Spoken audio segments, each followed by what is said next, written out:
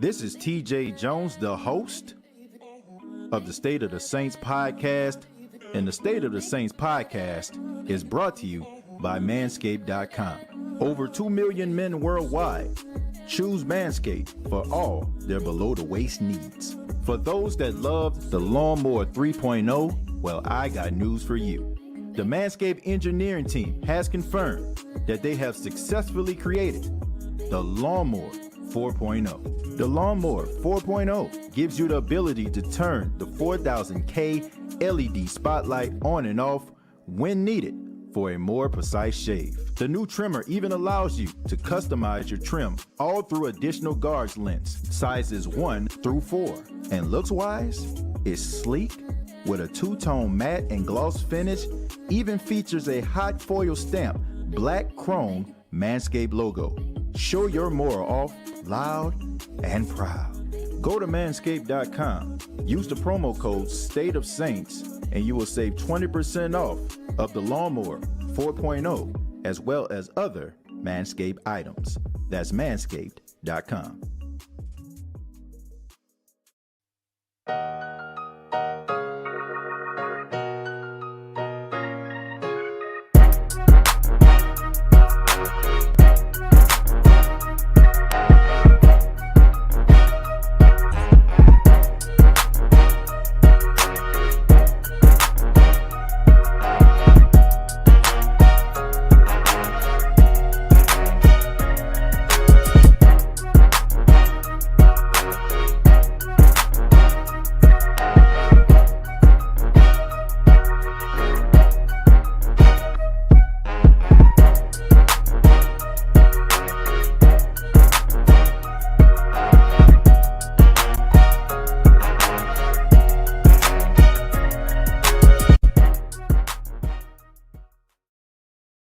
What's going on, Who Dat Nation? It is yours truly, TJ Jones, the host of the State of the Saints podcast. Thank you so much for checking out the State of the Saints podcast, where we talk New Orleans Saints. And Who Dat Nation, I'm about to have a show that I wasn't prepared for, a show that I definitely didn't want to have. We're going to be talking about Richard Sherman, of course. I'm pretty sure a lot of you know by now that Richard Sherman has been arrested. He has been arrested for burglary, domestic violence. According to ESPN, I'm going to read this report. It says free agent cornerback Richard Sherman is facing several charges, including one on suspicion of burglary, domestic violence, after he was arrested at his wife's parents' residence in Redmond, Washington, early Wednesday. Redmond Police Department Chief Darrell Lowe said at the news conference Wednesday that Sherman also faces charges of suspicion of resisting arrest and malicious mischief. In addition, Washington State Patrol Captain Ron Meade said at the news conference at his department is also ready to refer Sherman to prosecutors for possible misdemeanor DUI and hit and run charges related to a separate incident Wednesday. Sherman sustained minor lacerations to the lower leg and ankle and was treated at a local hospital as a result of contact from a police dog, which was used in apprehension, Lowe said. An officer at the scene also received minor injuries, he said. So, Who Dat Nation, I wasn't prepared to have a show like this, man. I was going to be talking about some of these young cornerbacks that the Saints have on the roster. That was the focus on the show tonight. But of course, so many people hit me up about Richard Sherman. Richard Sherman was definitely on a lot of members of the Who Dat Nation's radar when it comes to possibly signing with the New Orleans Saints. A lot of members of the Who Dat Nation, including myself, wanted to see Richard Sherman sign with the New Orleans Saints. But I don't know, man. These type of situations always make me very uncomfortable to talk about, especially since I heard the 911 call, which I'm going to play for you all. This is Richard Sherman's wife calling 911 after, she was very concerned about Richard Sherman. Check it out. I need officers to my house now. My husband is drunk and threatening to kill himself. Stop. What's the address? Are there any weapons? Stop. We Are there we any, took listen to no. me. There's no gun. I'm saying there are no weapons, ma'am. There are no weapons. You need to stop interrupting me so I can get the information I need to get officers expedited. I need officers here now. What's he doing that you think he's going to harm himself? He's being aggressive. He has sent text message. I took the keys out. They're in your car. He's trying to leave now in the house. He's being aggressive. He's wrestling with my uncle. He's threatening to kill himself. He has sent text messages to people saying he's going to hang himself. He's saying that if the police show up, so please don't shoot is what I'm asking. Okay, wait. Say that again. He has no weapon. He says if the police show up, he said if the police show up, that he'll try to fight them. So they need to understand that he is. Okay. Has it been physical with anybody there? You said he's trying to fight your uncle? Yes, it has. Yes, it has. How has it been physical? He just tried to fight him. Okay, trying to fight somebody and actually being physical is two different things. How has it been physical? He's pulling. It's a 2016 black Mercedes. Richard, please stop. Richard, please stop. Please stop. Is that a sedan, SUV? It's just a black sedan Mercedes SUV. Okay. He's not going to be able to get out the gate. I cut it off. What do you mean you cut it off? I cut the gate. We live behind it. It's Richard Sherman. Like, ma'am, this is like a emergency. I need officers here now. Man, you know what, Who That Nation? I was one of those people that definitely wanted to see Richard Sherman a part of the New Orleans Saints team. But it seems to me that Richard Sherman doesn't need football right now. It seems that Richard Sherman is really going through some things. That was a very disturbing 911 call. And I know it had to take a lot for his wife to call 911, especially the fact that, you know, he's such a public figure, man. Everybody know who Richard Sherman is, especially in the state of Washington. And for her to call 911 on him, hearing some of the things that she's saying, talking about him thinking about killing himself, being drunk. Man, I just feel awful, man, to hear a woman crying for help for a husband. You know, Richard Sherman is still in jail right now. During the making of this podcast, I'm recording this right now at 9:30 at night on a Wednesday, and Richard Sherman is still in custody. He will be able to stand before the court. I think Thursday afternoon, if I'm not mistaken. Once again, some things are bigger than football. Richard Sherman is a great football player. 3-time All-Pro, 2-time second-team All-Pro, Super Bowl champion, 5-time Pro Bowler. But life is real, folks. Life is real. Life is real. You know, like, we look at these guys being larger than life. They give us so many great moments when we're watching them on television. They give us reasons to be proud of. And when you look at situations or hear situations like this, man, it's just sad. I just hope that this brother gets the help that he needs, man. Like, forget about, New Orleans Saints possibly getting them, and, the chance of the New Orleans Saints getting them, man. Forget about all that. I'm more concerned about what this guy can do after football, because there are so many situations that we hear like this, Who That Nation, and we kind of sweep it under the rug, man.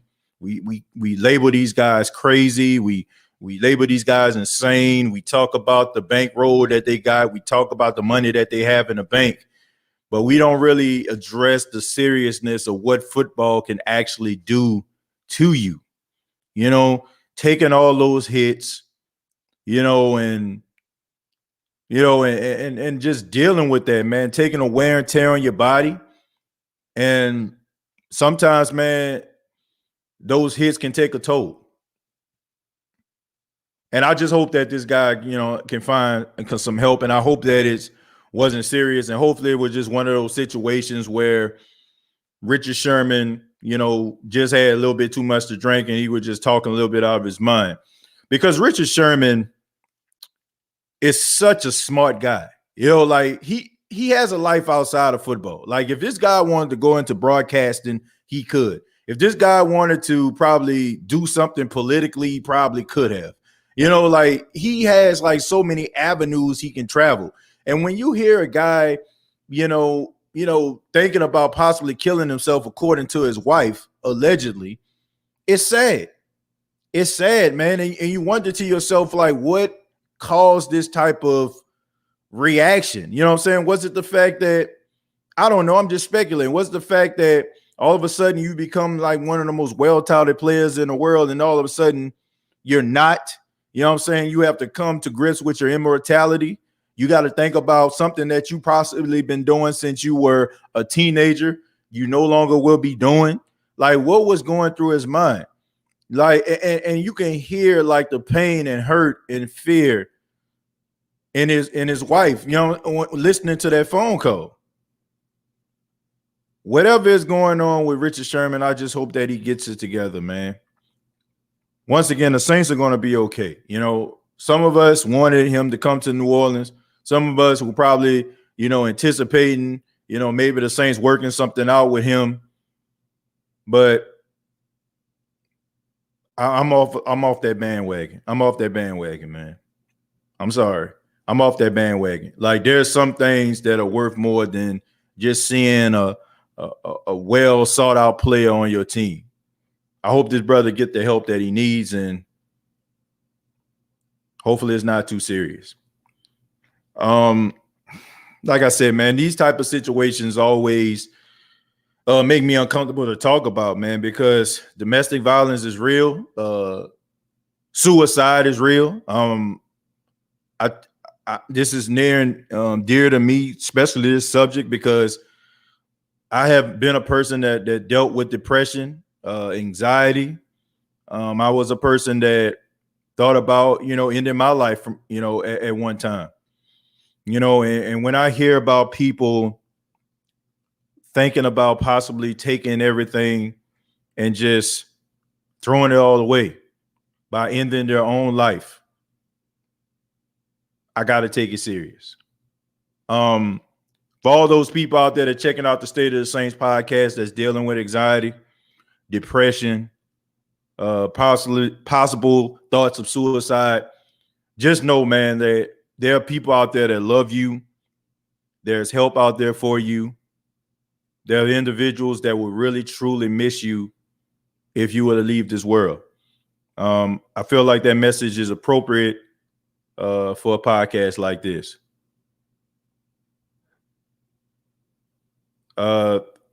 Thank y'all very much for checking out the State of the Saints podcast. I'm gonna go ahead and read some comments.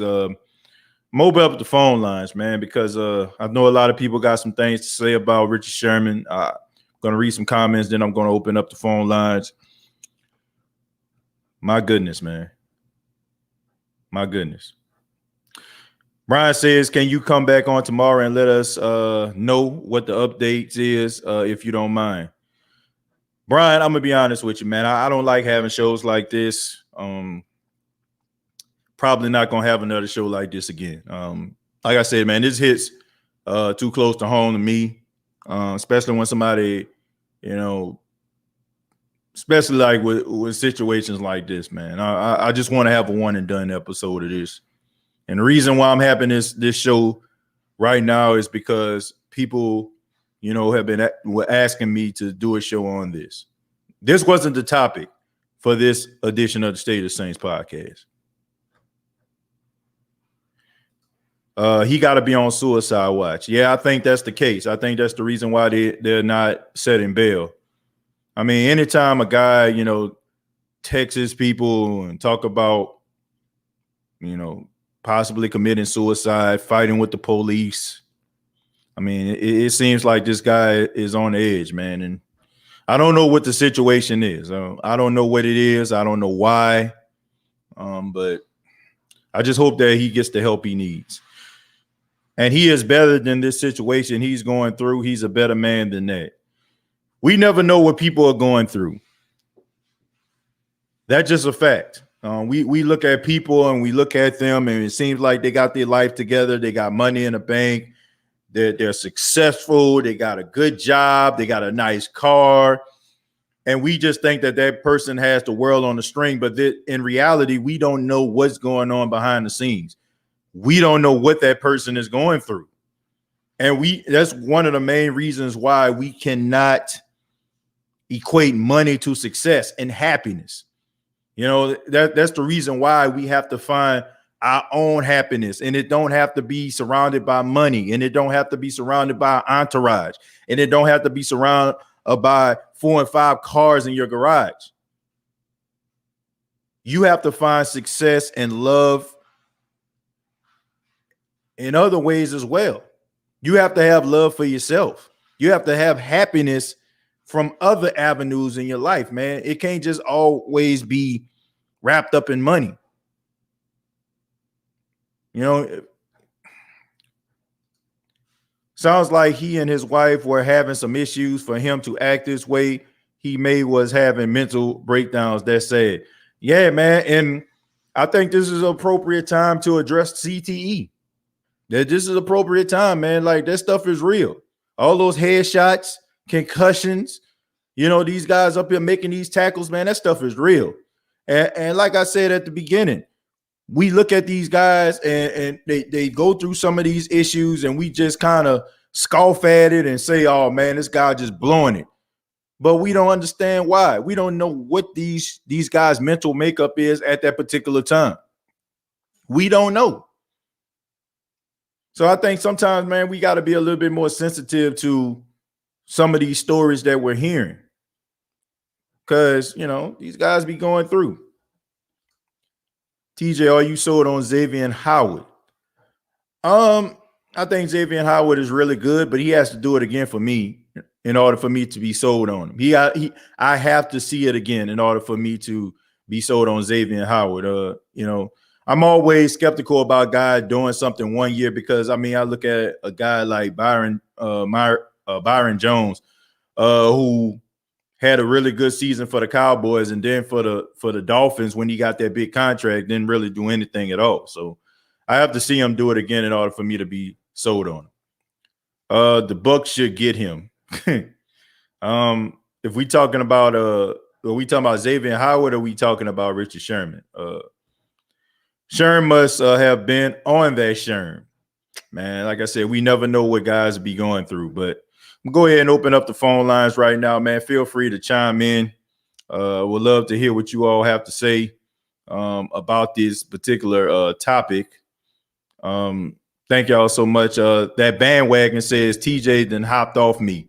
Yeah, man.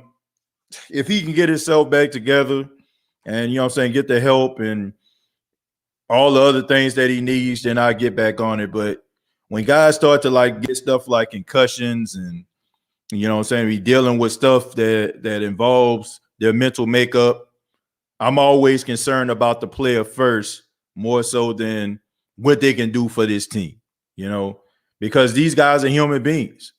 These guys are human beings. I'm going to go to Aaron. Start with Aaron. Aaron, thank you so much for being on the State of the Saints podcast. You can go ahead and take it away, man. Whatever's on your mind, feel free to chime in. I look at this and I literally see me from 2 years ago. I was on the phone with one of my best friends I've known since elementary school. I had thoughts of suicide, and I was venting to him about it. The thing he did, at the time, I didn't understand why he did it. I begged him not, but debt, like medical debt aside, I probably wouldn't even be here today if it wasn't for him being proactive and making that call in the first place. So, man, shouts out to Ronnie if he ever sees this, man. Yeah, I can deal with $970. I can pay that off over my year. That's fine. I'll take $970 because, look, guys, no matter how much debt you got, you can't put a price on it. You can't put a price on your life. You can't put a price on it, or nobody's life for that matter. Right. Richard Sherman going through what he's going. I'm not much of a Christian man, but I will say that I hope that he gets everything he needs to make a full recovery mentally and psychologically. because this isn't a joke. Anybody, I don't care if you're rocking with me or TJ or anybody on Twitter that's a influential figure. If you try to use this as a point to where you say hopefully the Saints don't sign him, I can't rock with you. No. I can't rock with you, period. Right. I don't care how tight we are. This is more than just the Saints not being interested in signing him. This isn't football anymore. This is a man's life. We're talking about someone who nearly just put his own nail in his own coffin, and the psychological scars that would have affected his wife and his close family, his friends. Do not come on my page, my Twitter, my Facebook, talking about the Saints better off not signing him. Because I promise you, you will be cut in an instant. And I will have no qualms in doing so. This is like, this really hurts, TJ. It really does. Yeah, man. It does. Aaron, man. Man, this show is like so close to home to me, man. And I'm pretty sure it's pretty close to home to others. And I know this is a sports show, man, but when you start talking about, depression, anxiety, being suicidal, man, so many people out there, man, that deal with these type of situations, man. And you just said, man, if you are so dead inside, for you to just miss this situation and just think that, oh, he paid, what he got to complain about? Bump all that, man. These are human beings that we talking about, man. Rather you got $970 in the bank, $9.70, or $970 million. We're all dealing with something inside. And for you to sit up here and just dismiss this because you think that, oh, your life is just so great because you got this, like, you missing the whole point. We're all freaking human, man. All freaking human. Straight up. Let me just say this before I get out of here, because obviously someone else is going to want to be on the line, and I don't want to take up too much of your time or their time. I just want to address one comment in your chat, TJ, that I literally just came across. What's that? That boy Purge 504. If you see it highlighted, he says, and I quote, "This brings down his value." Get out of here with that. Get out. What goes through your head to where you can literally you literally cannot read a room? This brings down his value. This isn't football no more. If you haven't noticed the air that TJ is talking about, that I'm literally sitting here talking about, that his chat is talking about, you're still gonna come up here and say this brings down his value. Go bring that somewhere else. Man, we are over here trying to hope and pray that this man gets better, and you still want to sit up in here and talk about football? Your life is sad.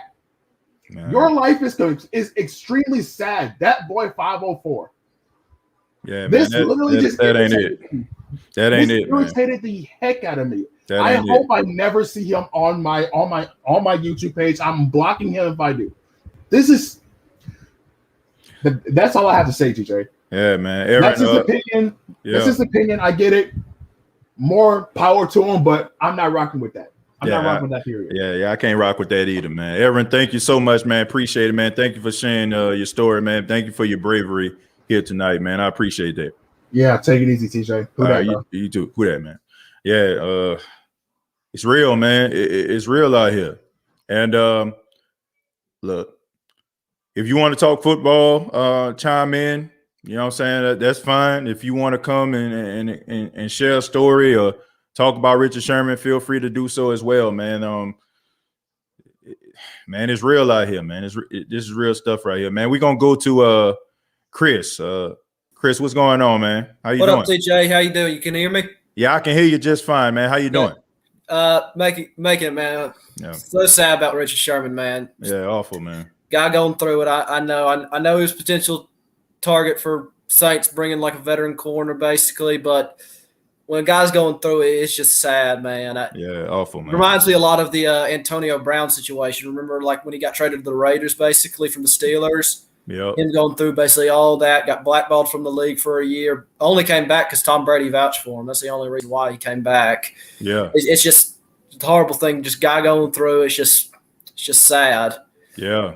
But for a football question, I know the Saints still probably need a veteran corner in the locker room, basically, and probably a linebacker. What do you think about them bringing in, like, I don't know, veteran corner? Oh, God, what's his name? Played for the Steelers last year. Steven Nelson. Yeah, Steven Nelson.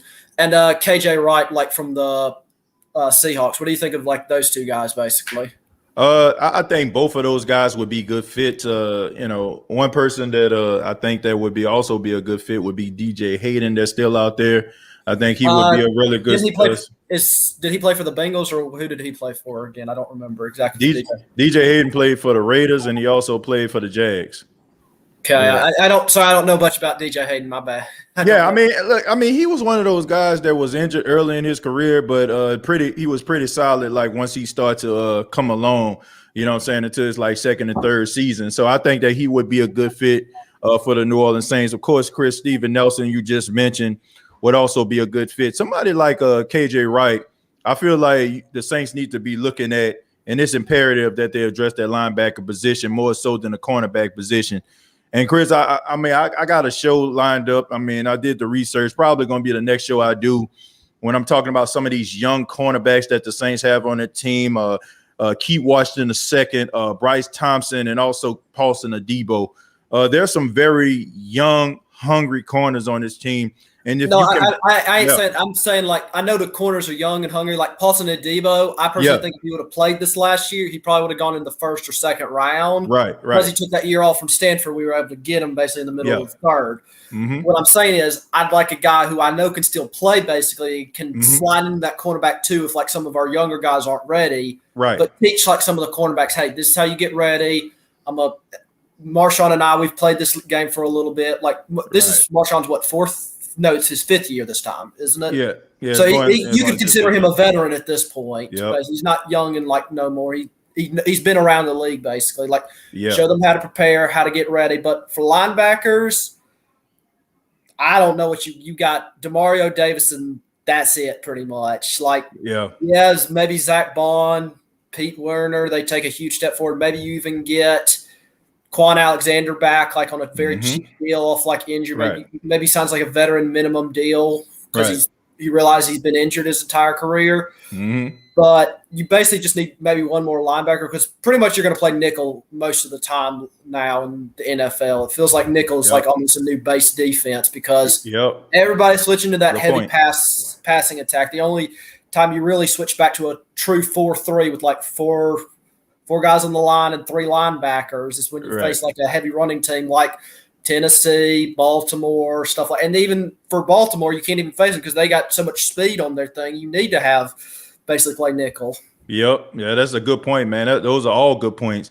But I think somebody like KJ Wright, who is still out there, I think that would be a good fit. You also mentioned Quan Alexander, guys that can run and that are short tacklers. I feel like that's what the Saints need. Yeah. I'm not as concerned about that linebacker position when it comes to like guys having the speed and be able to make tackle with some of these younger guys, especially like Pete Werner. Yeah, that dude is fast, basically. And like when like we drafted him, I'm like, okay, I probably would have preferred Jabril Cox, but looking at him, I like the speed. Right. He's a great coverage linebacker, which I think is mainly what the Saints need. Because, the run defense is very important, but analytics show it's way more prudent to pass it basically every down. You get more bang for your buck for it. Obviously, running the football is still important, but I think, and people saying it's a half-half split. I see it as a 1/4 split. You got short, medium, and deep passes, and then you got running the ball. You got plays designed for like those four aspects of the field. Yeah. When people say, it's a pass, they threw like 2 short passes and like 10 deep passes. How is that different balance like within your offense? Exactly. Yeah, I mean, you look at somebody like Pete Warren. I mean, you look at his analytics. He did really good, like guarding tight ends and running back at Ohio State. And I think that the Saints did a good job picking him up. Yeah. All I remember is like the Raiders game. Darren Waller made Malcolm Jenkins just look horrible, basically. Yeah. Like Malcolm Jenkins. He was fast enough to keep up with Waller. Wasn't big enough to bring him down, though. Well, to Malcolm Jenkins' credit, man, Darren Waller made a lot of guys look like yeah. that. Well, I'm just saying, like, I'd like somebody to match up against like a guy like the only person I think who would even have a chance to go up against Darren Waller on the defense would be Demario Davis. Yeah. Then he's a little slower than I expect, you know. Yeah, Darren Waller is special though, Chris. I mean, not many guys can guard this tight end dude. number 3 in my opinion. Tight end number 3 in the league. Yeah, no doubt about it. Behind George Kittle and Travis Kelce, you can flip-flop however you want to with those. I personally prefer Travis Kelce because he's not as injury prone, but Kittle's still amazing.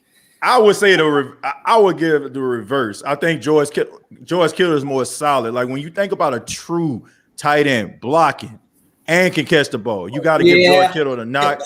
Travis Kelce gets more of it from the receiving, but Kittle's just that freak of nature, basically. Right. I'm just like, I look back and like he was taken. I'm like, oh why did we not take him? Because he wasn't taken until the 5th round. I'm like, why did we not get him? I mean, but he wasn't what he was. I know, in college than he was in a pro. He's a much better pro than he was a college player. Hindsight is 2020. Exactly. Always 2020.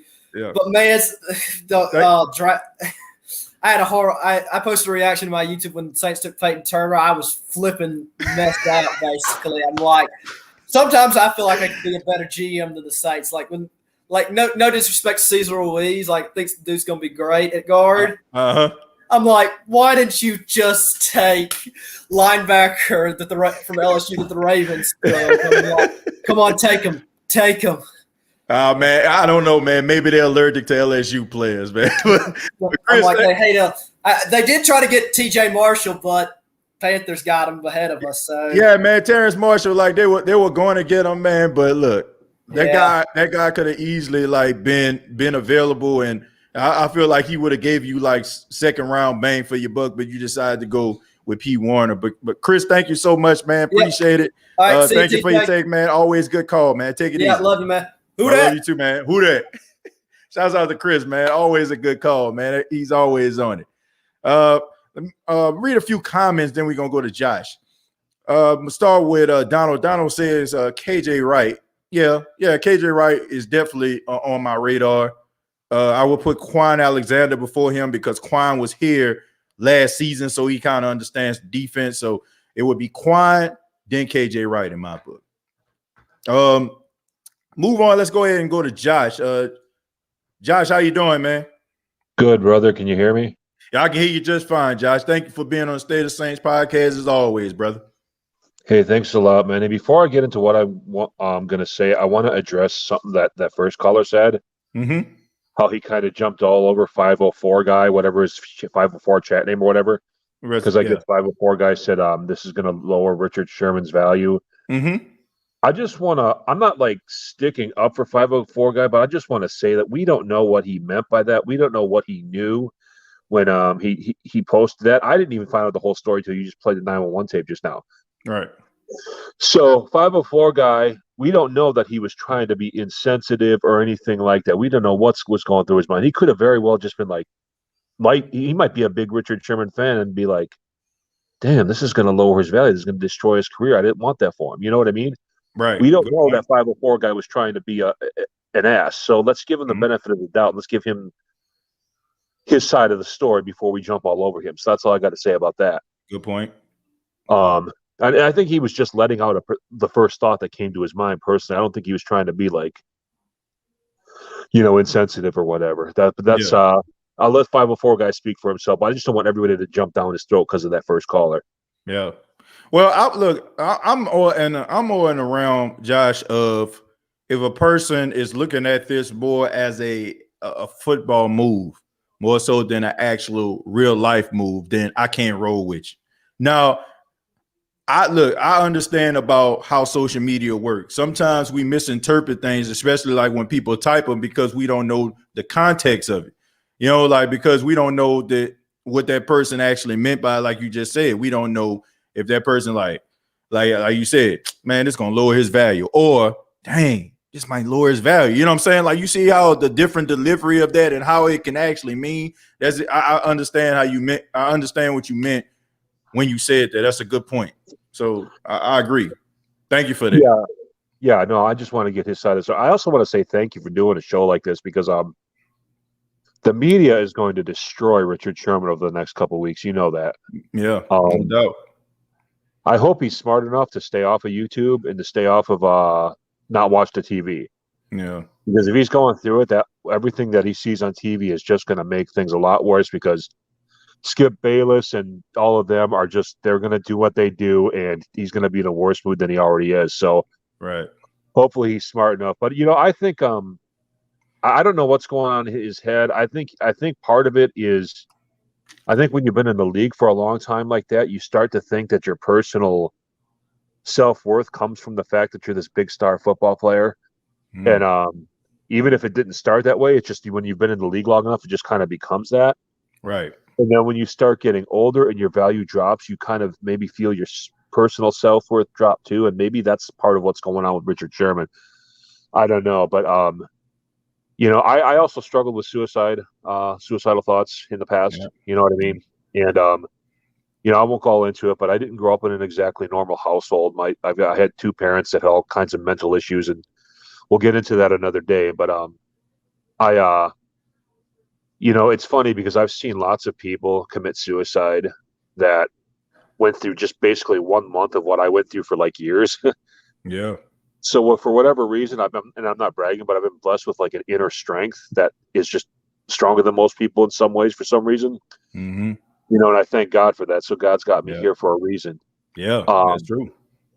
But I mean, it's just really good that you're giving Richard Sherman the benefit of the doubt here and not jumping all over him, because there needs to be at least one show that does this. You know what I mean? Yeah. Josh, because the thing about it is, I understand that anxiety, depression is real because I deal with it, man. Like, real talk. Like, man, my wife will tell you, you know what I'm saying? Like, I'm serious, man. I deal with anxiety and depression, and it's not, you know what I'm saying? It's times where I have to talk to her about some things, you know what I'm saying? To be able to like departmentalize what's going on in my life. Like, I had to like go to therapy to talk to a therapist in order for me to like get myself straight. Like you talk about suicide, man. I've been there. Like, I promise you, I'm gonna tell you a real story.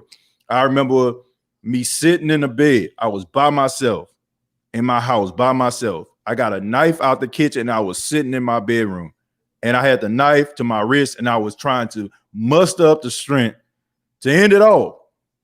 And just something in me was like, don't do it.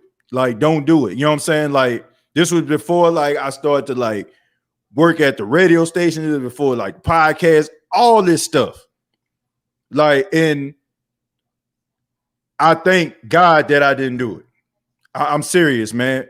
If honestly, if I probably would have had a drink or probably just got myself completely inebriated, I wouldn't be talking to you today. I'm just being serious. So suicide, anxiety, depression is real. And I can't jump on this guy, especially when he's going through something that so many people like myself, like you just mentioned, Aaron just mentioned, I can't do it. And there's some things bigger than football.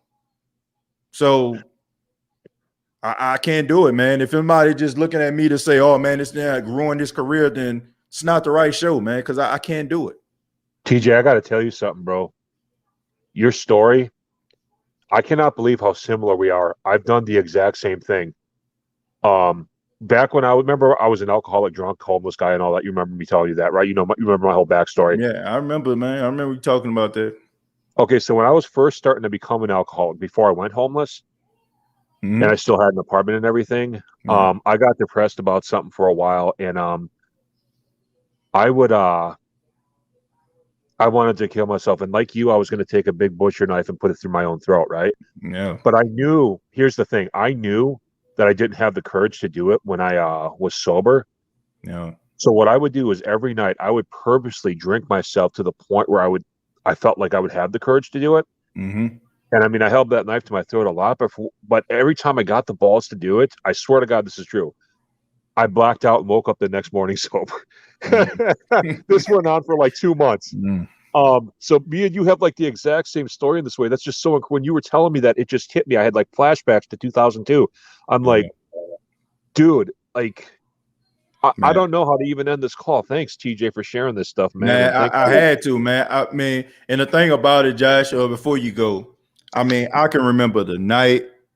Like, I remember like how my bed was positioned. I remember like the moon coming in. I thought it's kind of. How old were you? Man, this was before I met my wife, so it had to be like around 4 years ago. So I was about 30. I was about 30 years old, and like I said, man.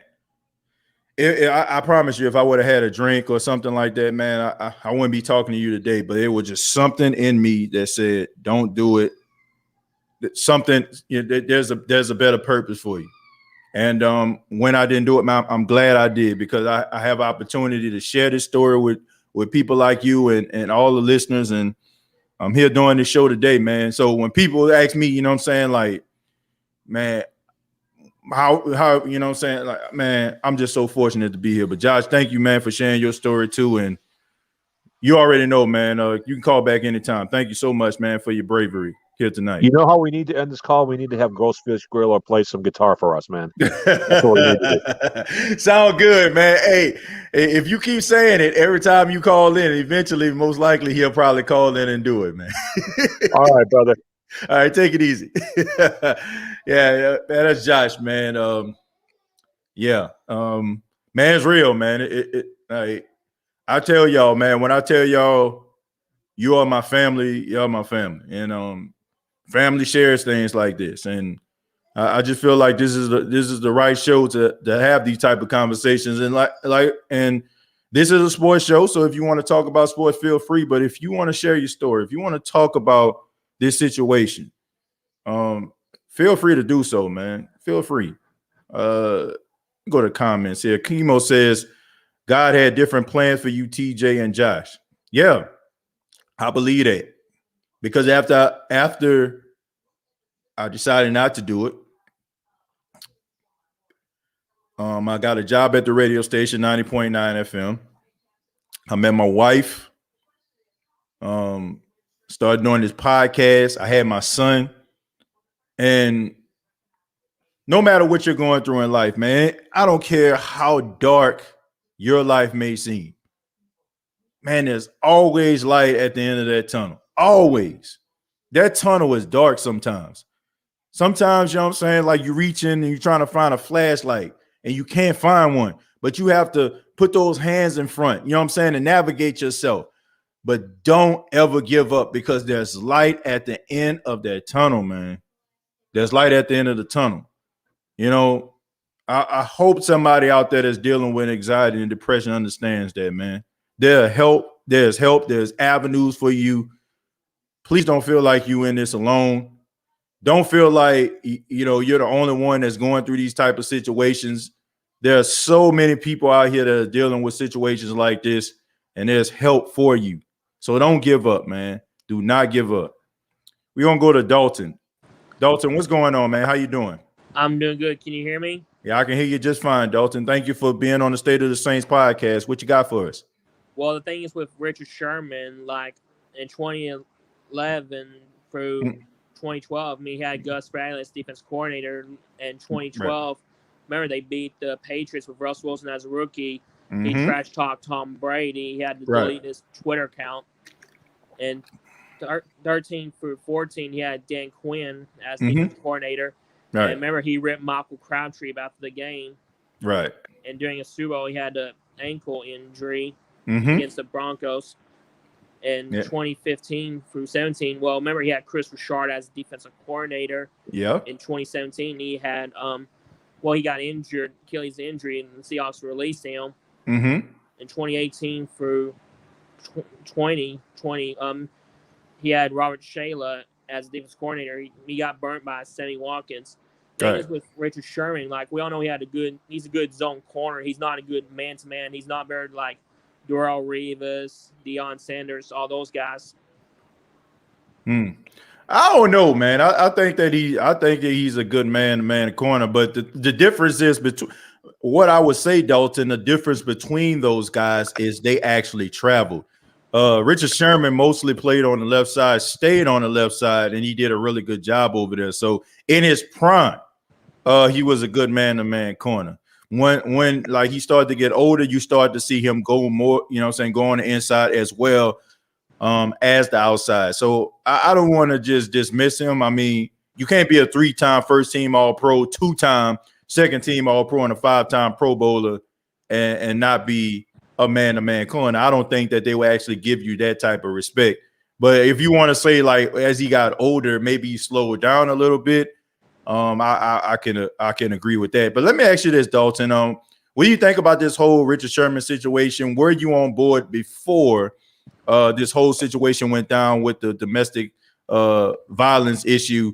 Did you think that the Saints may need to look at him, or did you think that the Saints may need to look at another veteran corner? What's your thoughts on that? Well, to be honest with you, another veteran cornerback. I mean, yes, I know Rich Sherman knows Chris Shaw very well, but I was feeling like be like Drake Kirkpatrick or Steven Nelson. Okay. Yeah, I mean, all those guys are really good, and I can understand that, man. So, last question. Do you think that Richard Sherman's career is over? Do you think he can salvage his career? What do you think about Richard? Has he played his last down in the NFL? Honestly, his career is over, to be honest with you. Wow. Well, we'll see, Dalton. But thank you so much, man, for the timeline, and thank you for your take. Oh, you got something else to say? Yes, I actually got something. Yeah, go ahead. Well, the thing is, like, we all know he had with Brandon Browner, Brian Maxwell, Earl Thomas, and Cam Chancellor with the Legion of Boom. Right. And also, that part I'm done. I do got a question for you. I know when I heard this guy who says that young cornerbacks are hungry when you had talk with him. Right. I know we need like KJ Watt or Quan Alexander. Right. In your opinion, do you think we need a defensive tackle, a veteran? Oh, no, I really don't, because the benefit that the Saints have, Dalton, is you have these young interior linemen that have developed inside of the Saints system. Ryan Nielsen, who is the defensive line coach, has done an outstanding job with this line. So when you got guys like Shad Tuttle, Malcolm Roach going into his second year, Shad Tuttle going into his third year, you got David Onyemata, who has developed being one of the top 5 interior linemen in the NFL. I think they're just fine. You look at now, Malcolm Brown was much better than people give him credit for. I will give you that. But Sheldon Rankins, who was good, but he was always in and out of the lineup. So, Dalton, a lot of these guys we actually had the benefit of seeing because Malcolm Brown got hurt last year and Sheldon Rankins. So we seen Shad Tuttle, Malcolm Roach play in certain situations. So I think the Saints should be fine at the interior lineman position. And also, you got to think about Lorenzo Neal Jr., who's the rookie out of Purdue. I think he might be able to make the team, and I think he might be able to bring some depth. Well, we got young defense tackle. The reason I was asking veteran, let's say young. I mean, I know Chateau's doing good. Of course, they get more reps, though. That's the reason why I was asking. Right. Oh, yeah. I mean, look, more reps you get, the more experience you get, and you'll be able to deal with different situations. So I think that the Saints will be just fine at interior lineman. But Dalton, thank you so much, man. I appreciate the call. Call back anytime, man, and thank you for the information. All right, thank you. You have a good day, sir. All right, you too, man. Take it easy. Man, shouts out to Dalton, man. Always coming through, always putting information out there for me on Facebook. Shouts out to Dalton, man. Thank you so much. I want to take this moment to let you all know that the State of the Saints podcast is indeed brought to you by Manscaped.com. Okay, Manscaped.com, the official sponsor of the State of the Saints podcast. And as you know, that summer is here. And are you ready to unveil your beach bod? You're in luck. Our friends at Manscaped just launched their 4th generation performance package, which includes the Lawnmower 4.0. You heard me right. The Lawnmower 4.0. Complement your dad bod or your 6-pack abs with a trim from the leader in male grooming. The sun is shining and calling your name, fellas. Join the 2 million men worldwide who trust Manscaped.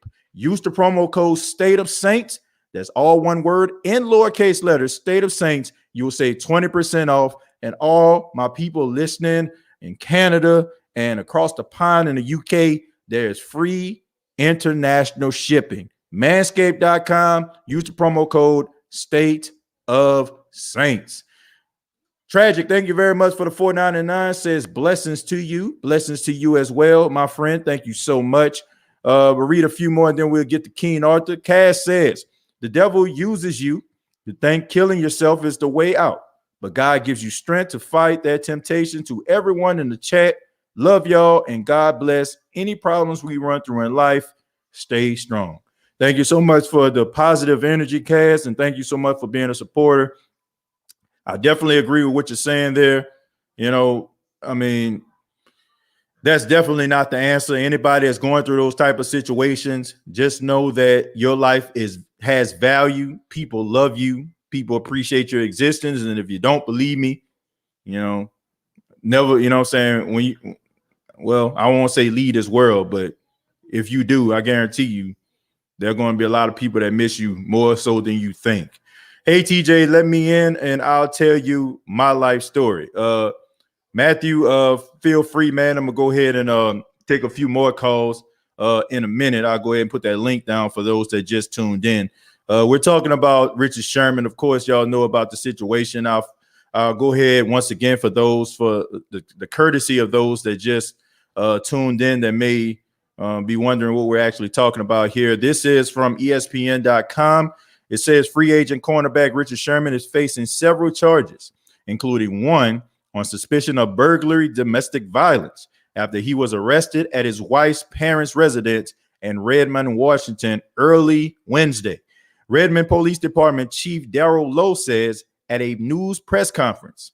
He says that Sherman also faces charges of suspicion of resisting arrest and malicious mischief in addition. Washington State Patrol Captain Ron Meade says at a news conference that the department is also to refer Sherman to a prosecutor for possible misdemeanor DUI and hit and run charges related to a separate incident on Wednesday. Sherman sustained a minor laceration to a lower leg and ankle and was treated at a local hospital as a result of contact from a police dog, which was used to apprehend. That's according to the police chief, Darrell Lowe. Okay, so there's a story right there. Richard Sherman, still in custody right now. He has to stand before a judge tomorrow afternoon. If you're looking at this show on a Wednesday night, it's going to be Thursday afternoon, July 15th. He'll be able to stand in front of a judge. Of course, they'll read off his charges, and if there was bail set, the judge will set a bail for Richard Sherman. And for those that also just tuned in, I'm going to go ahead once again and play the 911 call. This is Richard Sherman's wife calling 911, trying to get help for her husband, Richard Sherman. I need officers to my house now. My husband is drunk and belligerent, threatening to kill himself. Stop. What's the address? Are there any weapons? Stop. No, there's no gun. I'm saying there are no weapons, ma'am. There are no weapons. You need to stop interrupting me so I can get the information I need to get officers expedited. I need officers here now. What's he doing that you think he's going to harm himself? He's being aggressive. He has sent text message. I took the keys out. They're in your car. He's trying to leave now in the house. He's being aggressive. He's wrestling with my uncle. He's threatening to kill himself. He has sent text message to people saying he's going to hang himself. He's saying that if the police show up, so please don't shoot is what I'm asking. Okay, wait. Say that again. He has no weapon. He says if the police show up, he said if the police show up, that he'll try to fight them. So they need to understand that he is. Okay. Has it been physical with anybody there? You said he's trying to fight your uncle? Yes, it has. Yes, it has. How has it been physical? He just tried to fight him. Okay, trying to fight somebody and actually being physical is two different things. How has it been physical? It's a 2016 black Mercedes. Richard, please stop. Richard, please stop. Please stop. Is that a sedan, SUV? It's just a black sedan Mercedes SUV. Okay. He's not going to be able to get out the gate. I cut it off. What do you mean you cut it off? I cut the gate. We live behind it. It's Richard Sherman. Like, ma'am, this is like a emergency. I need officers here now. Can we all agree that this 911 dispatcher needs to be fired? What in the world are you thinking? Okay, I'm gonna get the Keen Arthur. Keen Arthur, I appreciate your patience, but what is that 911 dispatcher thinking? Just send some freaking help. All these different questions. What's this 21 questions? I mean, is this Nate Dogg? Is this 50 Cent? Send help. If this lady is literally desperately trying to get you to send somebody out here, and you asking this lady all type of questions. What the call look like? What do you look like? Is he belligerent? Like, who cares? The lady called 911. Send help. What the heck are you thinking right here, man? Like this right here is the true definition of just stupidity. I'm sorry. I'm sorry. Send freaking help. If somebody like desperately, you know what I'm saying, in desperate need of help, telling you that her husband is fighting guys, drunk, you know what I'm saying, belligerent, send help. Period. Like, it shouldn't even be all that. Well, okay, ma'am, you know what I'm saying? We got help. I just called the police. They're on the way, ma'am. Like, stay on the phone with me. I want to make sure that everything is okay. All these different questions that she's asking are completely irrelevant. And honestly, she was just making this lady upset. The role of a 911 dispatcher is to keep the person on the other line calm, telling her to relax. Everything is going to be okay. We're going to send somebody out here. Ma'am, calm down. It's going to be okay. We're here for you. This, that, and the third. That lady needs to be fired tonight. Okay? During the making this podcast, she needs to be fired tonight. That was everything that you do not need from a 911 dispatcher. As a matter of fact, if they have these different meetings, this is what you should not have done. If you are a 911 dispatcher, you are not keeping this lady calm. Going back and forth with this lady is not the answer. It's only making matters worse. Let's go to Keen Arthur, man. Keen Arthur, man, how you doing? Lord have mercy. What's down with your fam? Man, I'm doing just fine, man. What you got for us? Hey, bro. I don't want to rant, but that dispatcher just made me mad, dog. Like, for real. What the hell is she thinking, Keen Arthur? What was she thinking? I don't think she was, homie. I'm going to tell you why, bro. Because the same thing happened to me about 3 months ago, where, like, TJ, I didn't tell you this, but another one of my businesses, I purchase homes and I rent out the rooms. So one of my tenants at the time, she was pregnant. Right. And she came out the house. I was outside. She came out the house and sat on the steps and said, I feel extremely lightheaded and I can't move my legs. Right. And, you know, to me, that's an emergency. You pregnant, you almost do, and then something like that happened. Right. It could be neurological. So she was like, can you please call 911? So I do that. The dispatcher get on the phone. This lady asked me everything in the book that was not pertaining to the situation, bro. If I'm calling you, it is an emergency. Right. So I tell her what the young lady told me, and she was like, what's the address? Has she consumed anything? I'm like, no. You know what I'm saying? The conversation going okay for now. Then she was like, what part of the neighborhood are you guys in? Is there anyone else at the house? I'm like, what? I'm like, wait. I said, lady, it's an emergency. This young woman does not feel well. She's pregnant and she's feeling lightheaded, throwing up, and about to fall out, can't feel her legs. Why are you giving me 100 million questions? Just send the police over here or send the fire department over here. No, what's even worse, TJ? The fire department, the first responders were literally 0.2 miles away from the house. And she could have called the people. She could have called the people real quick and had them come over there. I ain't never hung up on nobody just on no. Let me just do it. But that was I hung up on the dispatcher, bro, because she was driving me. My goodness. Look, a dispatcher is supposed to keep people calm. Like when you start, think about this, man. People scared. People don't know what the hell going on. They're calling you because they want you to send somebody out here that can correct the situation or possibly have better answers than them. So why in the world are you sitting up here asking this person a whole bunch of questions? If a person is scared, if a person is nervous, if a person just witnessed something, they just want you to send help. They are just coherent enough to call you and to say, I need help. Just cut the BS and just send some help out there. And the only thing you need to be doing is okay, we're gonna stay on the phone with you, until the first responders get here, just calm down, everything's gonna be okay. But up here asking them questions, going back and forth, man, like just a Jerry Springer show or something, man. Nah, bro. And no. I'm sad to say, TJ, that delay that dispatcher caused, that young lady lost her baby. Man. She lost her baby to a miscarriage, dog.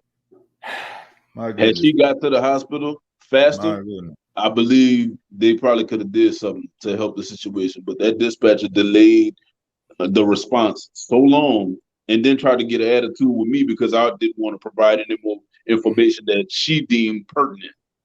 Like, are you serious? You just sat here for 5 minutes asking me questions that don't pertain to the health of this woman.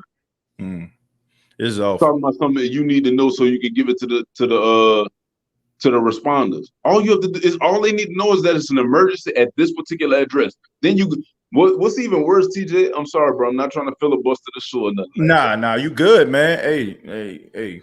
What makes it even worse, my guy, is the fact that in her mind, she thought she was doing a great job. She really thought she was doing a great job. So you asked me for my address. First of all, I know people who work at a 911 dispatcher's office. I know that when you call in, they immediately get a ping on your phone so they know where you're at, where you are. Right. That's why they call first responders, because they can get to you quickly. Right. So when she asked me that, I'm not gonna lie, it made me mad. Like, why are you asking me that? You're wasting precious seconds asking me a question that you already have the answer to. Right. You know what I'm saying?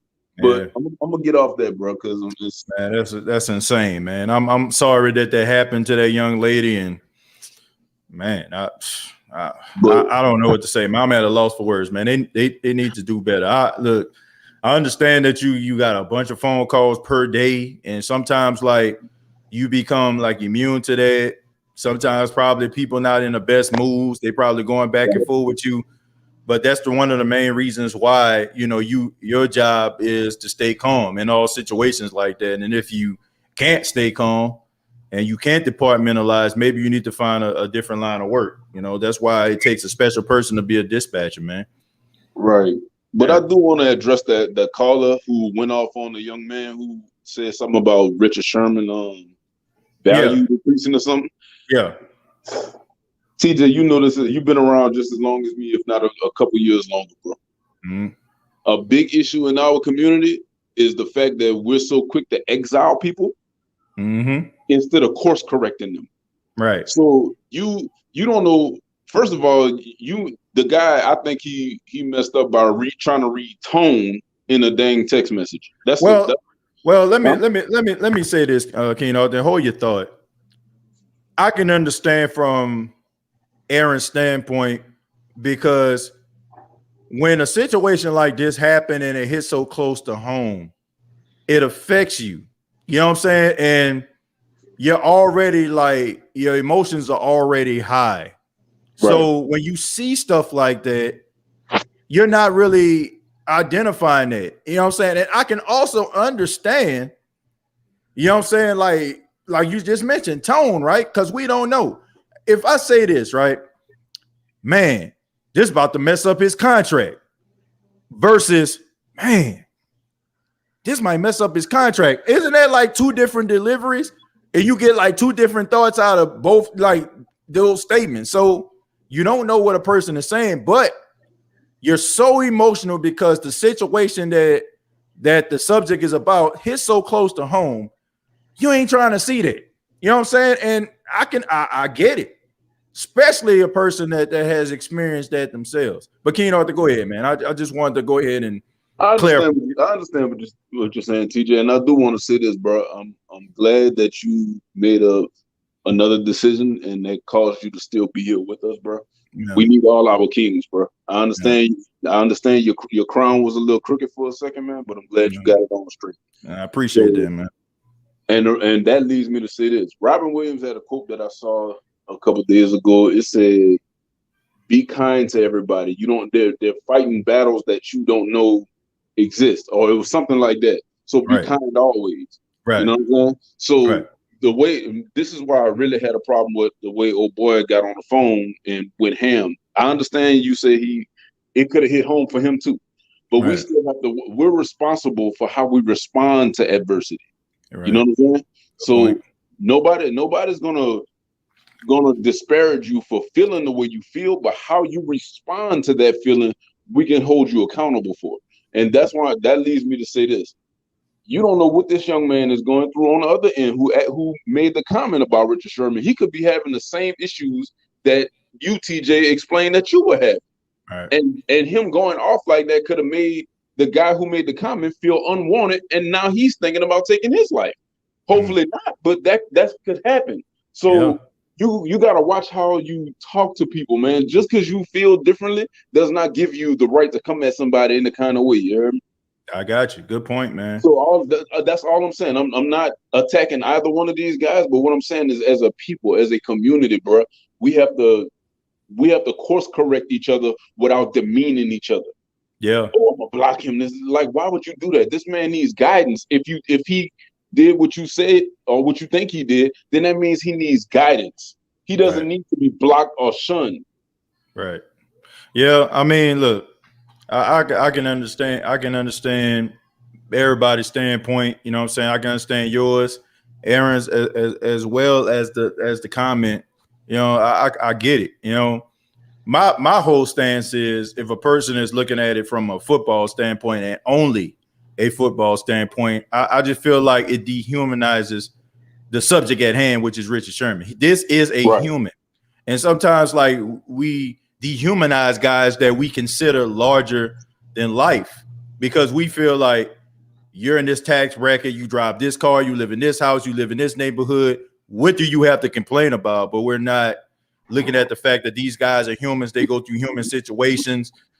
Look, you get into a fight with your wife or your husband, they get into a fight with their wives or their husbands. You know what I'm saying? Like, we're all living in this world.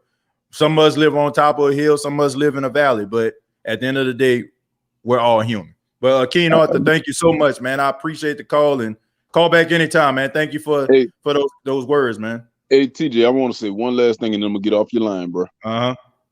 It amazes me that our society has adopted this mindset of we can ignore. If you say you did 10 things, you were asked to do 10 things. You got 9 of them perfectly, but the one that you messed up is the one that dwells in people's mind. You know what I'm saying? That's the one they want to scrutinize you for, but constantly ignore the effort that you put forth by getting 90% correct. All right. You know what I'm saying? We have to change our mindset, bro. It's that simple. I'm gonna let you go, dog. Peace and blessings. Yeah, man. We'll leave it at that. Keen Arthur, thank you so much, man. Call back anytime. All right, bro. Yeah, man. Yeah, that's real talk right there from Keen Arthur, man. I think that's something that we all can apply to our everyday living, man. Let's uplift one another. Let's have these conversations. Let's make sure that we understand one another, and let's not dismiss each other so quickly, man. Let's try to learn about one another and try to see if we can get on the same page. Nate Dogg, giving a shout out to Ghostface Griller, says, "You psychic." Thank you very much for the $2. Dennis says that dispatcher needs Jesus. No, that dispatcher needs another job, Dennis. Thank you very much for the $5. I appreciate that. Stroll down a little bit, and then we're going to go to Rudy. Rudy, sit tight, man. Let me read a few of these comments. Be right there with you. Let's see. Jack says, so sorry to expound. Richard is highly educated from Stanford. Why? Just why it must have been so bad in his eyes. Well, you know, I don't think education has anything to do with it, man. I mean, your education, how much money you have in the bank, where you're from, none of that stuff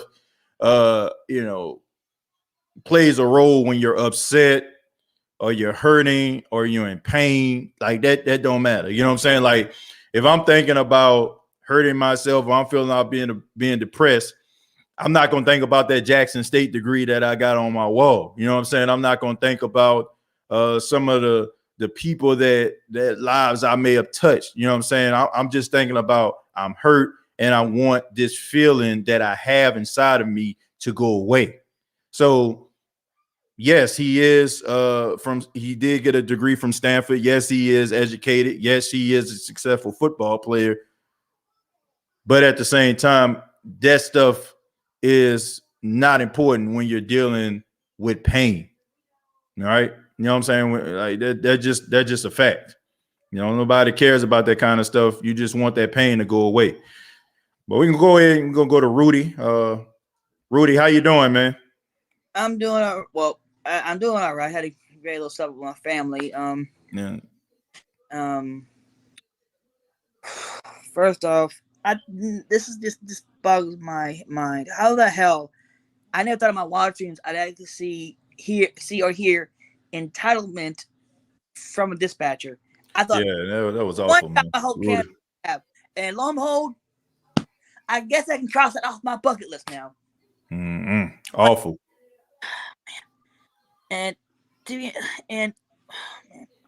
But by the way, I do agree with you when it comes to like how we dehumanize people. I'm like, that's a good point because the more you put someone on the pedestal, the greater the fall they'll have, you know. Right. But because they try to justify it, you know, and whenever we're like on our own pedestal, like a small one, we basically step off it. They're like, "What you do?" You know. Right. They try to throw everything under the sun at us, you know. Ugh. And like it's not just, and to be honest, this kind of reminds me of when this whole ordeal with not only like now to be honest, like we don't know what he did all the time, what Richard Sherman all did, you know, but it kind of reminds me of what happened with Ray Lewis, Ray Rice, and even Michael Vick, you know. Right. Like only one of those we got. I think it was only not Ray Rice. It was Ray Lewis that got let it come back in the league, right? Right. Because I'm like, because you don't know what got Michael Vick to do what he did, you know, with the dog fights and whatnot. And like, I'm like, it could have been a buddy that probably coerced him to do it, you know? Yeah, man, like, you never know. You never know. Also, like with Michael Jordan's gambling problem, you know, at one point, you know? Right. Yeah, I mean, you never know, man. Like, you never know what people be going through. You never know what, you know what I'm saying, battles that they face. And we really don't know, Rudy. And to be honest, to be honest, this thing is like literally like it's not just for people we like make them seem larger than life. It happens in their everyday life, you know, like their own family. There are people who put their children on pedestals, and that's why I firmly believe that we need to bring the belt and discipline back in schools, especially. But it starts at home. Yeah. But what was I gonna say?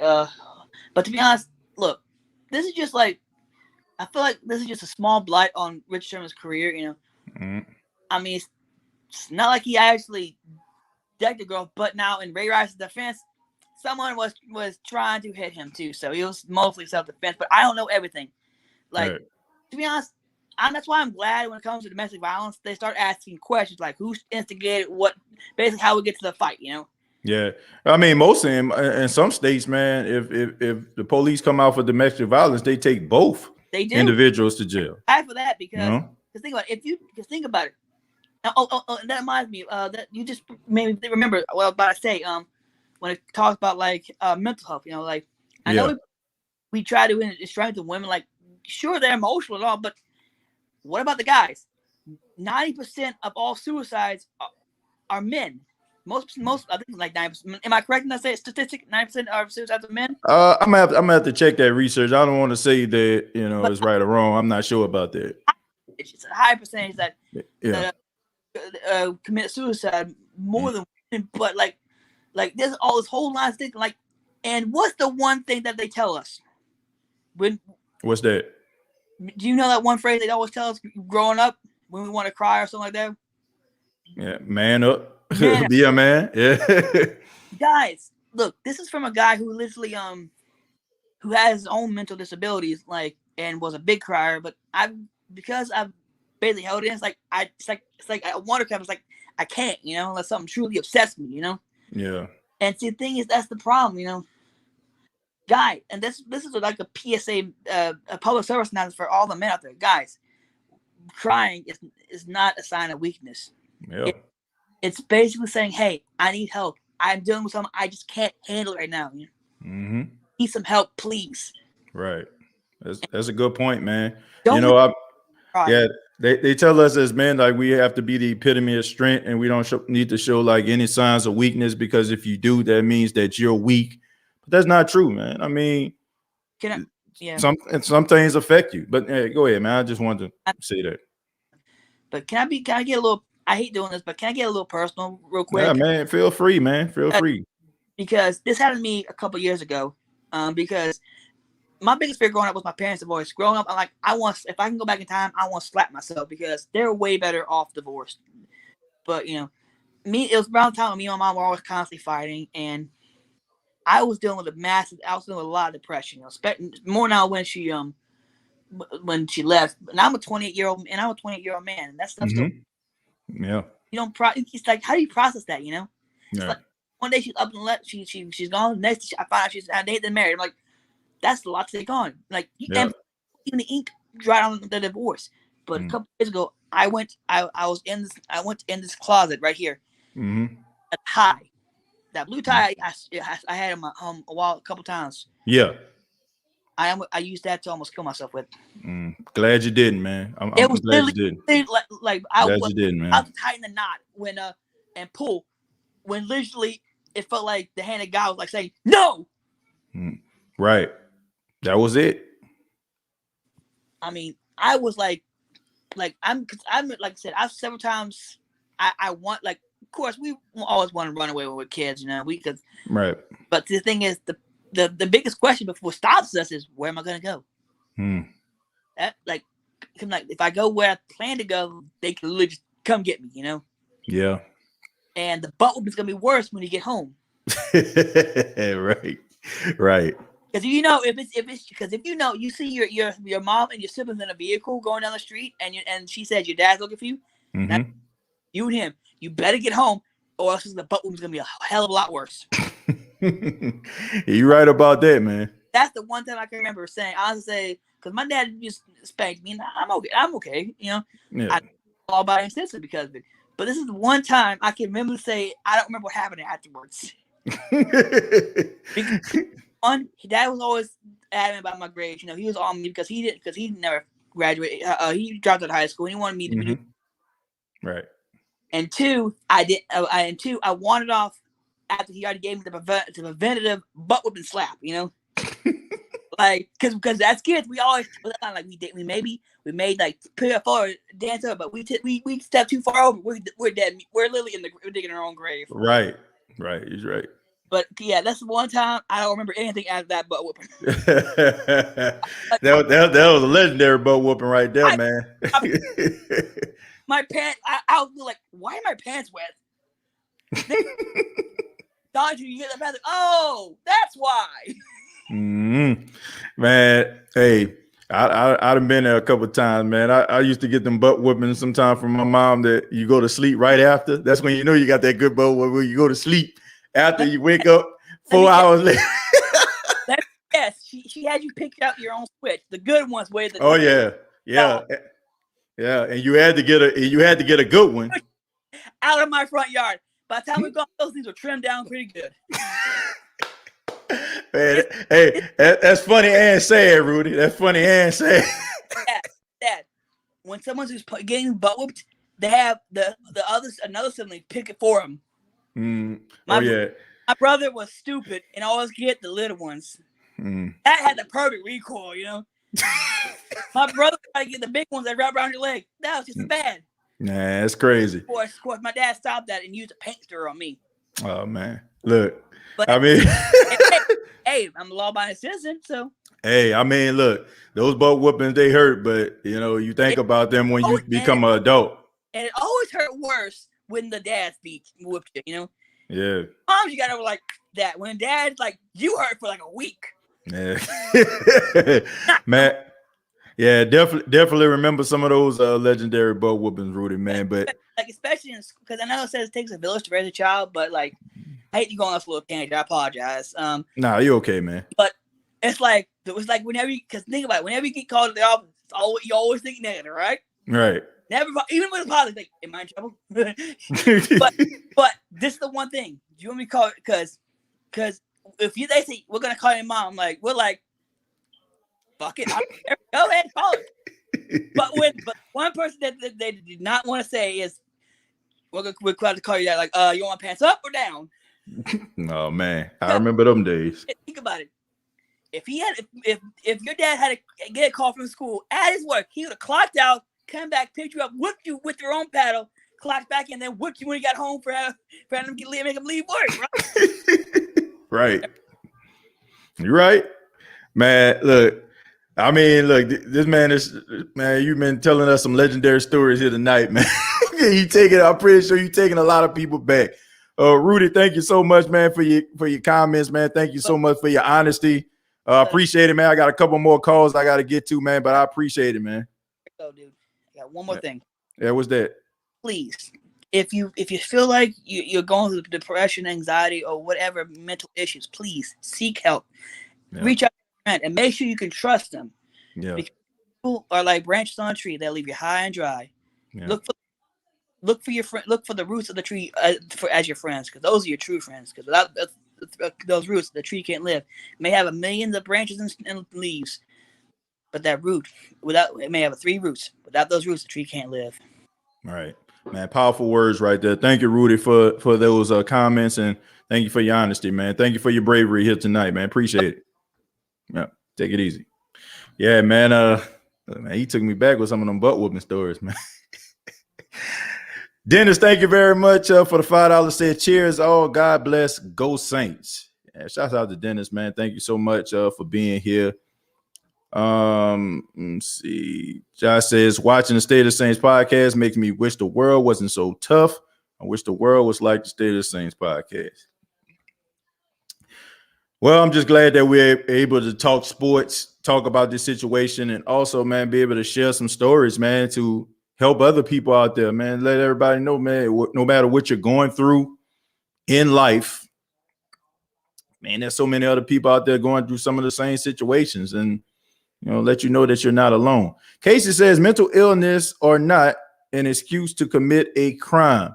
Sometimes, Casey, the world isn't as matter of fact as you're making it out to be, and I get it, If you're a law-abiding citizen, probably never been through a situation like that, I get it, right?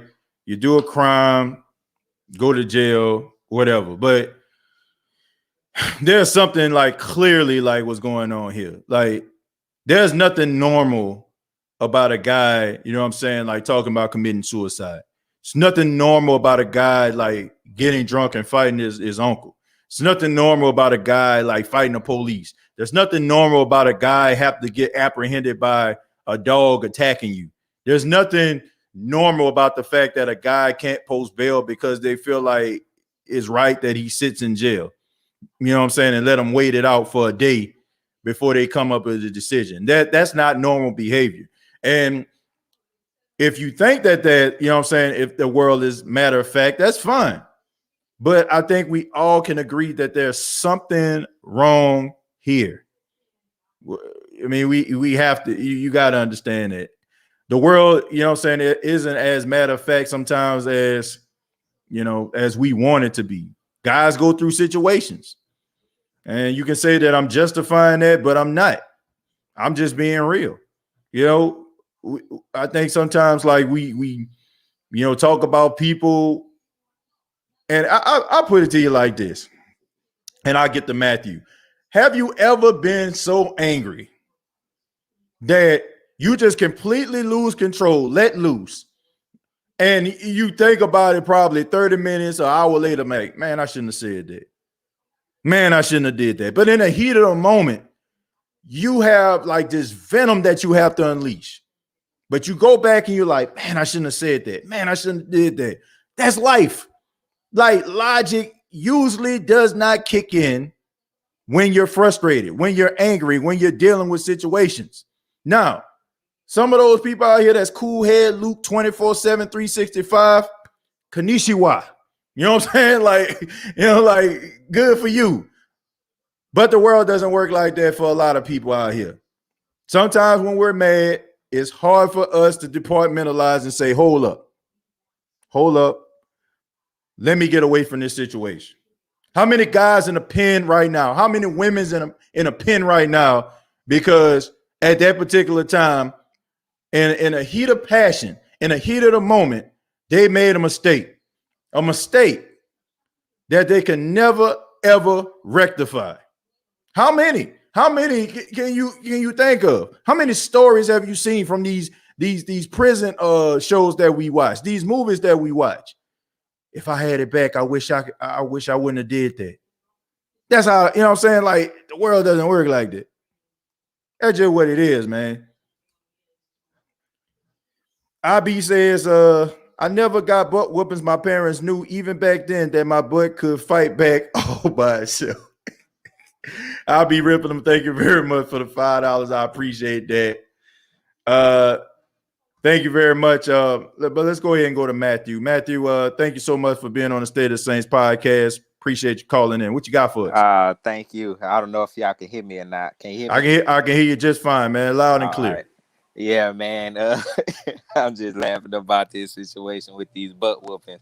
I ain't gonna even lie, bro. I'm from New Orleans too, and I'm from the St. Thomas, you know. Okay. And I moved to the Ninth Ward later on once they shut down the St. Thomas. But right. But I would have been happy to get an ass whooping. We used to have to stand in the corner in that squat position for hours. Oh, if my it wasn't goodness. that, like my mama would literally take an extension cord, wrap some knots in that hole, and wear our ass out. And when that didn't work, and they got to the point, oh, this kind of stuff is child abuse and shit. She used to sit our ass in the corner on our knees on a crate, the little milk crates with the squares or triangles in them, with some rice on top of them hoes. And we had to sit there for hours on a day. Those was the real ass whooping and got your mind right. Like, we ain't get whooped no bells and switches. So I would have been happy to take that ass whooping. Man, I definitely got the extension. I definitely remember them extension cord days, man. I remember that. Oh, sorry, mama. I know she watched the show, but hey, it is what it is. You know what I mean? Look, you see what I'm doing right now, so it helped. Okay, but go ahead, man. Yeah, man. Bro, this stuff just wild to me. Like, I didn't even hear the stuff about the dispatch until you played the clip. I didn't know nothing about it. I was just like, when I first heard the Richard Sherman situation, I was just like, I heard something about him having a car. You know, it could have been he dished it or some kind of accident. And then they was just saying like, oh, he was at his wife's house and they had some kind of dispute. And so I'm like thinking like maybe, it's his ex-wife. It's not his actual wife right now. So I'm thinking well, hold on, Matthew. Hold that thought, because I was actually on Twitter and she was going at it with ESPN reporter Adam Schefter, because she said she's still married to Richard Sherman. This came from Ashley Moss, okay? Ashley Moss or Ashley Sherman, and she also said on the call that she called herself Ashley Sherman, so she says she's still his wife. So I just want to make that clear. But go ahead, man. But yeah, I was like thinking, because that's when I first heard it. I was at work and I was just listening to ESPN, and I watched going through listening to all the State of the Same broadcasts and things that I missed, so I catch up on them the next day. Appreciate that, man. About this time, I normally go to sleep, so I always, when I'm at work, I hit that like button, listen to the one from the day before. If it's a late cast, and I'll be out of it. But I mean, I was listening to it, and I'm like thinking that it's what 1-2 in the morning. Maybe he got a phone call, something was going on at his wife's house or something. The wife called him up, hey, such had the car and there was in an accident or something. And he probably came over there being mad in a mindset, you know, right, and they wouldn't let him in the house or something like that. Like I didn't expect it to be as severe and bad as it actually is. Listening to the dispatch and you know the other stuff that come out later on, and just due to that situation of listening to it, he said that he only wanted to play like another 2 years. So to me, his career is over because he's gonna be out. Even if things go have a turnaround, he's gonna be out for probably like half of a season. Like at least with Roger Goodell, there's no telling with him, especially with a case like this. You know what I'm saying? So I was rooting for him because I was like, man, I hope he come here and to the Saints and our secondary. Man, it would be a whole lot better if he did before this situation. So I felt the same way. Yeah, I don't see them. I don't see the Saints getting him now. I mean, even if it was good, with Laddie Daddy being out the first couple games, if you know it goes that way, I maybe if something turned out better, the Saints probably. I was looking at it maybe if it wasn't severe as it is, you know, maybe. They could pick him up during like the third or fourth game somewhere around there, and they would have been a little bit okay. But no, it's I don't see him making it to us on the team, and like I said, I believe his career is over because due to this situation, he probably that's even if he played this year. And with him only having 2 years, saying that he want to play 2 years, I don't see it happening. Well, I think anytime like when the NFL hear the two words domestic violence, you know, you automatically just start to think about the situation with Ray Rice, and they want to completely like eliminate themselves from that situation. Now, I will say this. We seen guys like Josh Gordon get second chance after second chance. We seen people like Antonio Brown get second chance after second chance. But the only difference is Richard Sherman, I want to say, is 33 years old. Now, if he probably did this when he was like young and in his prime, probably would have got suspended. If he was a free agent, would have got picked up because of his talent. But now you combine the fact that multiple injuries up there in age and this situation happened, might be a little bit tough. Now, some teams that probably was looking at him, thinking about possibly bringing him in after training camp, somebody get hurt.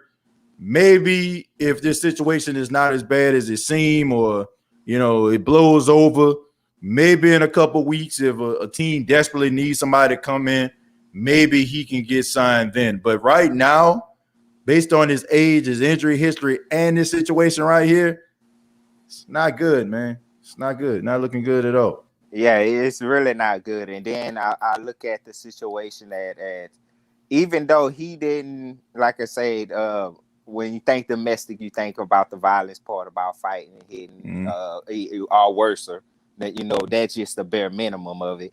Right. But even with that situation, he like the wife said that he didn't hurt her, he didn't hurt the kids or nothing like that. He didn't make it into the house. He caused some damage at the door. But the fact of him, you know, fighting the police and stuff, that's kind of stuff that is not going to take lightly to that. Not only the NFL, but the police in general, because you know they like to make examples of niggas just in general. I'm not just saying that as you know, racist thing, but they like to make example of people when it comes to stuff like that, especially what goes on in the nation and in the world this time, you know. And due to the situation of you know, him being in that mindset, being drunk and talking about committing suicide, like that stuff just it's just bad, and I'm sorry, you know, he go through that. And I mean, I had situations where I was like that, like after Katrina, like I stay in Texas. I moved to Texas after Katrina. Right. And I've been down here, and I was going through my school year, and they couldn't find my records. So, like I'm telling them what classes I was taking and stuff, and they end up putting me in the same class, and come next year they find my records, and I'm telling them I took these classes, and so they have to make me go back to take class. I'm like, bro, I told you this the year when I came in. Like, that don't make sense. Y'all just threw my whole schedule off for when it came to me being in school. So I didn't even like school when I came down here. But I took a test, you know, and just due to what was going on with the hurricane, me not knowing what my family was, me not knowing what my friends was, me not hearing from anybody, I was going through a lot, plus the stuff with the school and stuff. So I fell into a deep depression, like literally. I'm in a house with my mama, my brother. I got two older brothers and a younger sister. I'm in a house with everybody. I literally was so depressed that I didn't leave my room unless I had to go to school. And when I come home, I didn't leave my room unless I had to come out to eat or go use the bathroom, freshen up, you know, that kind of stuff. Right. Other than that, nobody seen me. Like, I literally did not go outside, try to do nothing, try to engage with people or nothing. Like, that's how depressed I was, you know. And when I finally when I was in school, we took a test. They gave you some stress test. My stress test was above the highest point that they had on the stress test. Wow. Like, that's how much of a stress that I was in and the depression that I was in. You know, and I never been from where I'm from, and my family, we never treated depression as, you know, as that kind of thing, and being as a sickness, you know, people having with ADHD and stuff like that. Nobody didn't really wanted to bring people to the doctor. Us type of people, they did not want to bring us to the doctor, find out. Oh, they'll say, oh, well, he got ADHD. He just need his ass whooped, or some type of stuff. You know, that's how older people was back in the day. You know, so I mean, I was going through a crap load. You know, but luckily, when I got to a depression state and started thinking about suicide, this and that, I thought of the people that I'm gonna leave behind. Like, if I'm devastated going through this, I know how that's gonna affect them. Me being the person that I am, you know. And my family, my mom, my brothers and sisters, they see me. They used to call me Smiley. You know, I was that person that no matter what was going on, I kept a smile on my face. Being in New Orleans at 5 years old, I see my uncle get shot 18 times, 2 clips with a 9. You know, emptied into him outside of my driveway at my house. You know what I'm saying? So we go through things, you know, but all the things I went through, me knowing that my family was there and having that smile on my face and being with my family, doing stuff, having fun times, I know what kind of hurt that'll put on them if I wasn't here. So I didn't do it, and thank God that I didn't. And later on, I got better, you know. And I had another situation with the mother of my kids. I don't really use the word baby mama, but the mother of my kids, you know. And after we had our first child, she was going through depression. A lot of women after they have kids go through depression, and which is something that I didn't know. Postpartum depression, postpartum depression, right? So after we got out the hospital and stuff, she was taking my baby a bath, and she literally was going through depression. I didn't know it, and she was taking my baby a bath in the sink because she was just got out the hospital. She was real small, and she almost drowned my baby. I'm like, what is you doing? You know what I'm saying? And just being from a depressed state, I seen certain signs of her being depressed, you know, so I kind of watched it and tried to talk to her, this and that. But man, you never know. You just never know what people going through until you actually sit down and talk to them. You learn about them, about their feelings. They talk to you, you know, and you actually keep up at it, because if you don't do that, you would never know. And it could be a lot worse than what you think it is. You won't even suspect nothing from people, and they could be going through these things. So It's just crazy, man. And I'm really hurt about the situation that's going on with him. I hope it get better for him and the family. You know,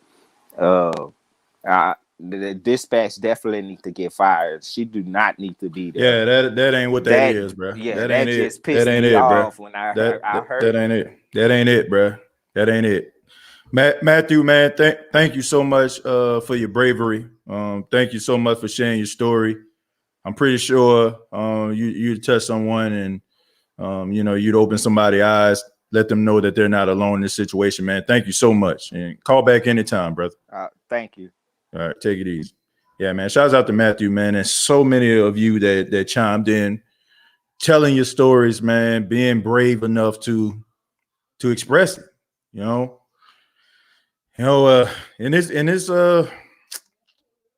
this world of sports, man, we focus on these players. We watch these guys. They give us so many great moments. They make us cheer sometimes. You know what I'm saying? They frustrate us, make us want to pull our hair out. But they are human, man. They go through certain situations. I don't know if this is a situation, that involves anxiety, depression, beginning stage of CTE, or just a guy that made a bad decision. I don't know. But I do know this, man. We all can learn from this situation, from one another, right? The 911 call, I think it opened up a lot of eyes. I think some of us probably been there, probably seen a family member, probably, like calling because of a situation that happened that's close to you. Talking about suicide, that's probably something that you probably dealt with or dealing with. And if you are dealing with it, man, check out the suicide hotline. You can call them up. There's also a text line that's available. Man, just don't be sitting in your room by yourself thinking that nobody cares about you. Don't just be sitting up in your room just thinking that I ain't got nothing to live for. You probably feel at this moment, but your life isn't finished yet. Some of us are still crying and probably being so frustrated at the introduction of our lives, man. At the introduction of our lives, we crying and we thinking that all hope is lost. And I think about this, man. I think about if I would have went through with taking my life, would I have found my beautiful wife who loves me unconditionally? And she'll tell you I get on her nerves, but she loves me unconditionally. Would I have that wonderful, beautiful son that y'all see come on the show from time to time? I wouldn't have had those moments. Would you have had some of the laughter that you're probably having right now? And think about this too. You taking your own life would be one of the most selfish displays ever, because you're robbing the people that love you with precious moments of laughter, like moment experiences with you. If you're dealing with depression right now, there's help for you. There are people that are willing to listen to you. When you're dealing with anxiety, we all go through it. But don't ever think about not being in this world anymore, because that's not the answer. You are literally robbing people who love you from great moments. I'm not saying this because somebody told me this. I'm telling you this from experience. I mean this. Who That Nation. I mean this, Saints family. I mean it. We can learn something from this situation. We can learn something from it. This is deeper than football. We'll get back to football. We're talking football. If somebody has a question about football, a comment about football, we'll talk about it. But this is deeper than football because there are so many people that probably been in situations or feel like they're going to go through situations like Richard Sherman went through.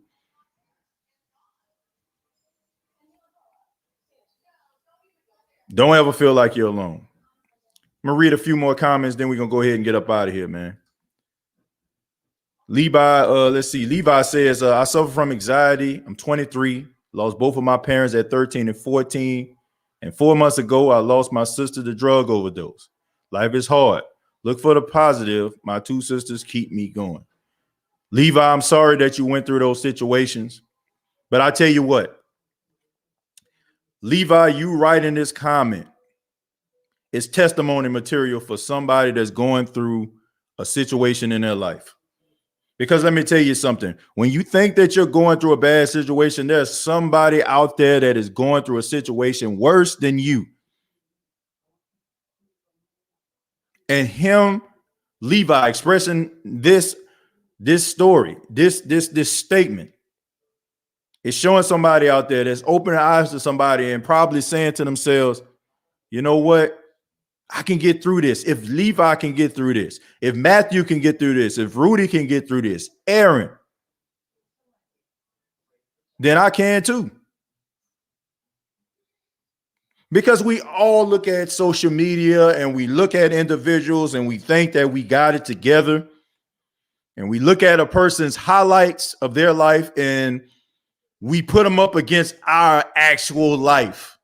And we just think that that person has it all together. But it's good for us to understand that we all go through situations and we're not alone. Who That Talking says we got to treat each and every person with the same respect as we would want to be treated. I agree with that. We definitely need to. I think the world would be a better place if we did. The world would be a better place if we did.